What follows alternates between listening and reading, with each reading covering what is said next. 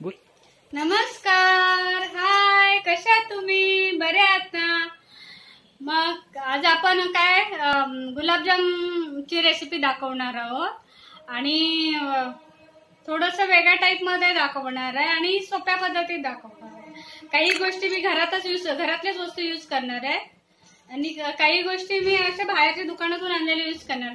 अशा प्रकारे मी तुम्हाला दाखवणार आहे गुलाबजाम कसे बनवतात ते.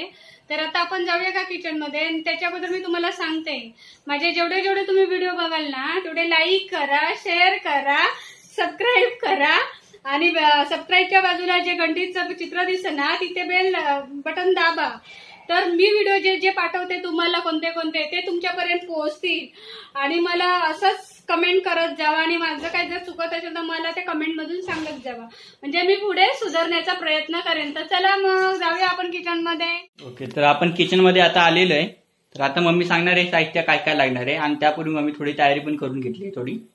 तर सांग मम्मी. हे बघा मंडळी, काय माहितीये, मी आता ना फ्राय पॅन मध्ये ना पहिलं पाणी टाकून गरम करून ते पाणी टाकून दिलं, कारण कधी काय असं तेलकट बिलकट असून दूध फाटू नये ना म्हणून. आणि आता मी त्याच्यामध्ये अर्धा लिटर गोकुळचं दूध वापरले, म्हणजे म्हशीचं दूध.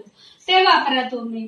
मग ते मी दूध टाकले आणि आता याचं मी काय करणार सांगा. मावा बनवणार आहे दुधाचा, म्हणजे जो आपण दुधी गुलाबजामसाठी मावा यूज करतात ना, तो मावा मी फक्त अर्धा लिटरच्या दुधामध्ये मी घरात मावा फ्रेश ताजा असं तयार करते. आणि त्याच्यासाठी मी हे दूध घेतलंय अर्धा लिटर म्हशीचं. आता याच्यामध्ये मी मावा तयार करणार, त्यापुढे मी तुम्हाला दाखवतच जाईल. त्याच्यानंतर मी साहित्य दाखवते तुम्हाला. 100 ग्रॅमची ना ही गुलाबजाम पावडर मिळते ना पॉकेट, ते आणलंय. म्हणजे हे पावडरचं पॉकेट प्लस मावा प्लस मैदा असं मी एकत्र करून तुम्हाला बनवून दाखवणार आहे. तेव्हा तुम्ही बघायचं सोडू नका, तुम्ही बघत जावा.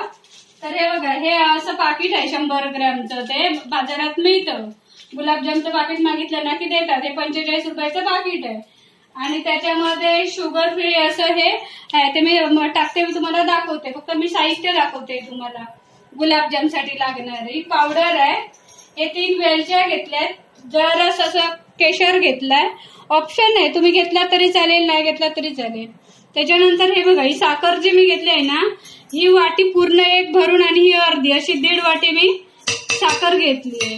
तर आता ना आणि हे मैदा आहे. तो मैदा किती लागेल तो मी बनवतो, मी तुम्हाला दाखवते. आता मी 4 चमचे घेतलाय, कमी लागलं तर कमी पण यूज करेल, ते मी तुम्हाला दाखवते. आता आपण पाणी किती टाकणार माहितीये, हे 1.5 वाटी साखर आहे ना, मग 1.5 वाटी पाणी आपण टाकणार आणि आपण ते एक चासणी बनवून घेणार आहोत, म्हणजे एक पाक बनवून घेणार आहोत. पण तो ना जास्त पाक नाही, कडक नाही करायचं. एकदम असं पूर्ण साखर वितळली ना त्याच्यामधली.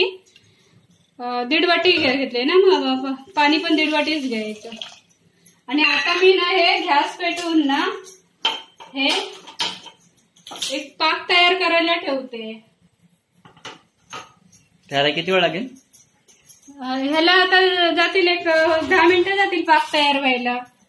टाकायचं आहे ना. हे बघा, अशा प्रकारे ना मी साखर टाकू ना, 1.5 वाटी साखर 1.5 वाटी पाणी असं मी पाक तयार करणार. आणि त्याच्यामध्ये अशी ना फोडून, ही वेलची आहे ती नुसती अशी फोडून टाकायची. ही बघा, अशी थोडीशी फोडायची आणि टाकायची त्याच्यामध्ये. 3 टाकलेत आणि हा केशर आहे. तर आता हे ना चांगली उकळी यायला द्यायची.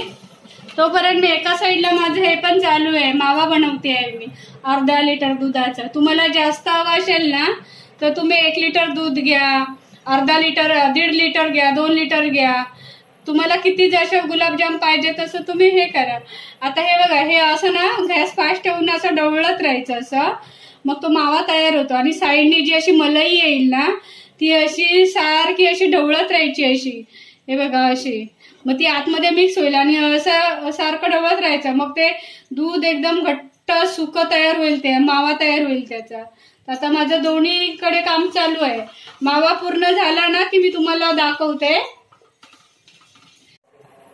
हे बघा, अजून आपल्याला ना हे आटवायचं, एकदम सुकं करायचंय.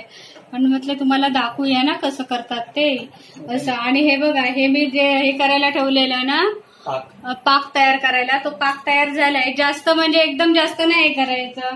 हे बघा, हे थंड झालं असं हे करायचं. चिकटायला लागलं ना की बंद करायचं. आणि मी साखर थोडी वाढवली आहे, कारण तुम्हाला मी 1.5 वाटीचं प्रमाण सांगितलेलं ना, तर हे 2 वाट्या साखर टाकली आणि 1.5 वाटी पाणी टाकलंय आणि तो पाक तयार करून घेतलाय. तर मी आता तो गॅस बंद केलाय. आता हा मावा करून घेते आणि मावा झाला की नंतर मी तुम्हाला दाखवते. मंडळी आता ना हे बघा, दुधाचा ना असा मावा तयार झालाय 1/2 लिटर दुधाचा.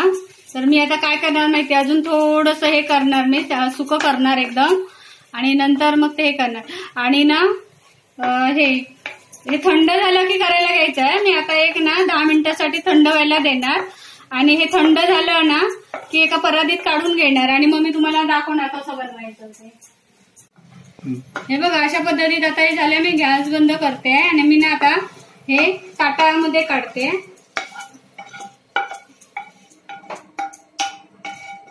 आता हे ना थंड झालं ना, हे बघा, हे सर्व घ्यायचं. आता हे थंड झालं ना असं की मग हे तुम्हाला दाखवलंय ना 100 ग्रॅमची पावडर आणलेली होती याची, गुलाबजामचं पाकिट असं रेडीमेड मिळतं ना पावडर. मग ही पावडर मी याच्यामध्ये टाकणार, मैदा टाकणार आणि चांगलं मॅश करणार. दाखवते मी तुम्हाला तेव्हा. तर अशा प्रकारे आता मम्मी तू काय करणार आहे? बघा, आता हा मी तो मावा तुम्हाला दाखवला ना, हा मावा दाखवला ना मी दुधाचा, तो आता पहिला चांगला ना एकजीव असा मॅश करून घ्यायचा एकदम असं एकदम ना ह्यानी करायचं आहे. ह्या हाताचे हे असतात ना त्याने असं मॅश करायचा, पूर्ण एकजीव करायचा आणि नंतर मग ही पावडर ते मैदा टाकायचं. तर हे असं एकजीव करायचा म्हणून मी तुम्हाला दाखवते. नंतर मग ते टाकल्यावर दाखवते. पहिलं मी हे असं करून घेते. हे असं एकदम सॉफ्ट करून घ्यायचा. तर मी मावा बनवला आहे ना तो असा ना ह्याने मॅश करायचा असं. तर अशा प्रकारे हे बघा, असं ना मॅश करून हे बघा, हे असं एकजीव केलाय मी आणि त्या 1/2 लिटरच्या दुधाचा ना एवढा माव्याचा गोळा झालाय तयार. तर आता मी काय करते माहितीये, त्याच्यामध्ये मिक्स करायला एक ना ऑप्शनल आहे, मी हा खायचा सोडा घेतलाय. तर तुम्हाला पाहिजे तर टाकू शकता, नाही टाकला तरी चालेल. हे गुलाबजाम थोडे फुगतात ह्याच्यामुळे. आणि आता आपण ही जी दाखवली आहे ना पावडर, ती आता याच्यामध्ये मिक्स करणार.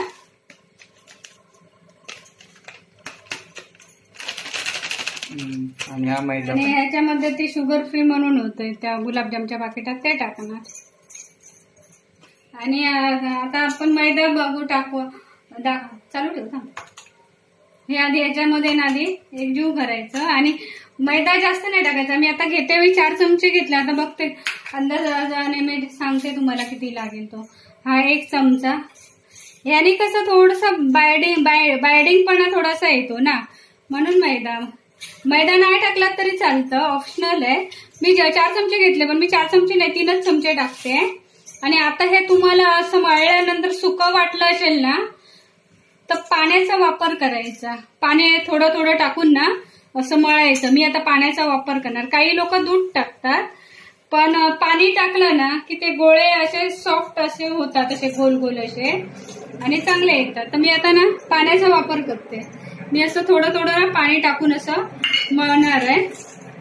जास्त नाही टाकायचं, आधी थोडंसं टाकायचं, मळायचं. नंतर वाटलं ना अजून पाहिजे तर तुम्ही थोडं थोडं टाकत जावा. अशा प्रकारे ना मी हे बघा चांगलं असं मळून घेतलंय. आता गोळा होतो का असं करून बघायचंय. बघा असा, हे बघा एकदम सॉफ्ट झालाय, चिरा नाही काय नाही, एकदम मस्त पैकी. अशा प्रकारे करायचं तुम्ही, एकदम छान होतात हे बघा. आणि आता मी एका साईडला ना तेल तापायला ठेवलंय. आणि पहिलं काय करू आपण, सर्व ना गोळे तयार करून घेऊ आणि नंतर तळायला घेऊ. तर तेव्हा मी तुम्हाला दाखवते. तेव्हा पहिले मी गोळे करून घेते असे. अशा प्रकारे गोळे बनून झालेले. हे बघा, अशा प्रकारे ना मी 30 झाले इथे. आणि मी काय करते, हे आपण हे बनवायला ठेवलेलं होतं ना हे पाक, तर मी ह्या भांड्यात हे करते, काढते. आणि जास्त थंड नाही करायचं आणि एकदम जास्त कडकडीत गरम पण नाही ठेवायचं. असं थोडंसं गरमच ठेवायचं, असं एकदम कोमट पण नाही. पण आपण नॉर्मल असं हात बोडू शकू ना एवढं ठेवायचं गरम.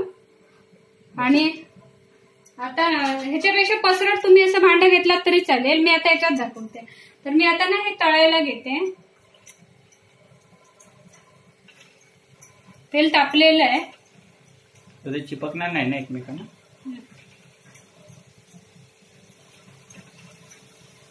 आपण थोडे थोडे टाकूया. मी तेल टाकले आणि आता तेलात तळणार आहे ते.